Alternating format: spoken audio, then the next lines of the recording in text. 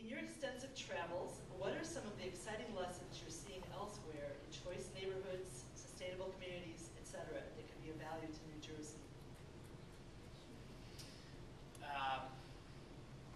So the travels have been really interesting, right? So I was born and grew up in New York City. I now have the first garage of my life. I actually never knew that residential buildings could have windows on all four sides. So, and that's in DC. I've been to 44 states now. Maybe one of the most interesting, one of the things we oversee is Native American housing. And I've been to the place where Sarah Palin learned foreign policy.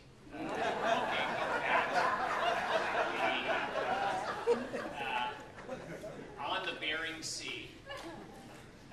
And it is just, I mean, it is an amazing country. It is a huge country, and the range of needs are just remarkable.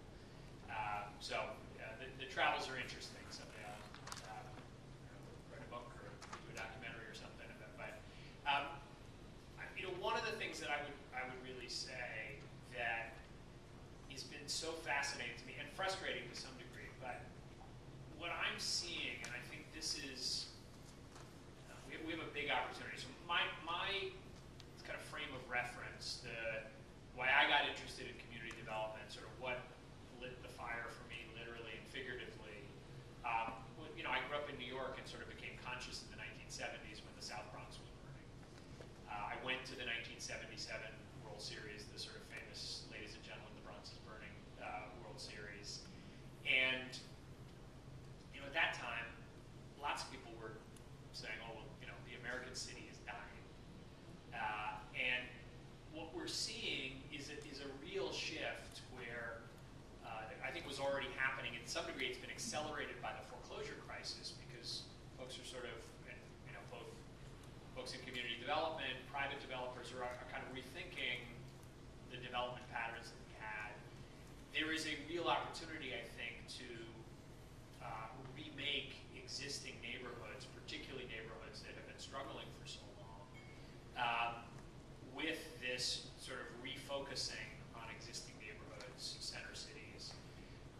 The challenge is, how do we break those old patterns of city versus suburb? You know, the fights that we had for so long of, you know, the center cities are on their own, they're dying, the suburbs are sort of folks fleeing.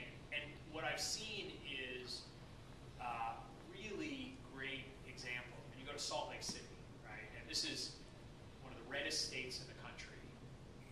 You've got a very democratic mayor in Salt Lake City.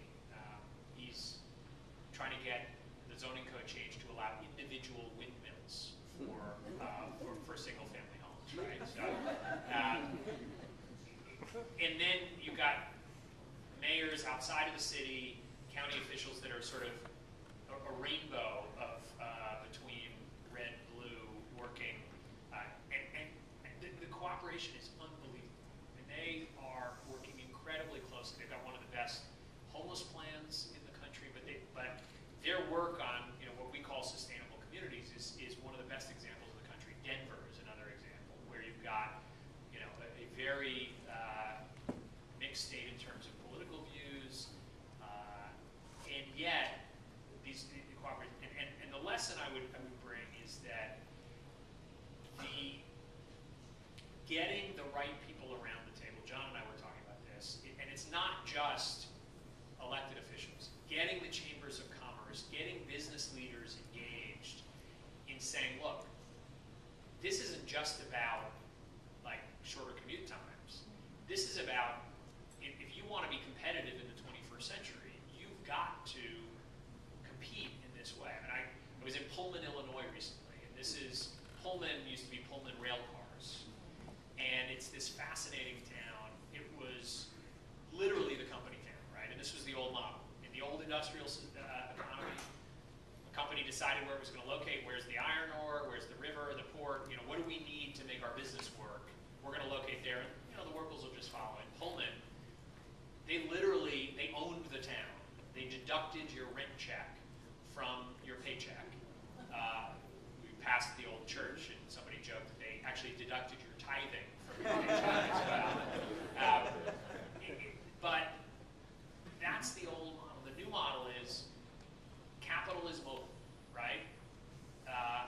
More and more people are deciding where they want to live, and companies are following them. And so more and more, the smartest mayors and local elected officials are competing based on, I want to build a great place. And if I build a great place that people want to live, we're going to be economically competitive in the 21st century. And so one of the, we get into these fights about, well, it's sustainability, this is a UN-funded plot to take away everybody's cars, and the real point is that this is about economic competitiveness in the 21st century economy. And yet, Congress isn't hearing that. To be fair, some members of Congress are hearing that. Bob Menendez is not even hearing it. It's like he gets it. He's got religion on this.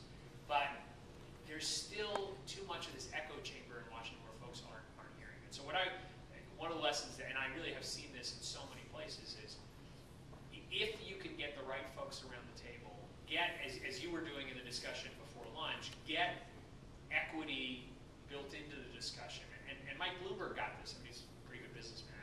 He understood this as like, well, how are we going to fuel the economy and the businesses, the industries that are going to fuel?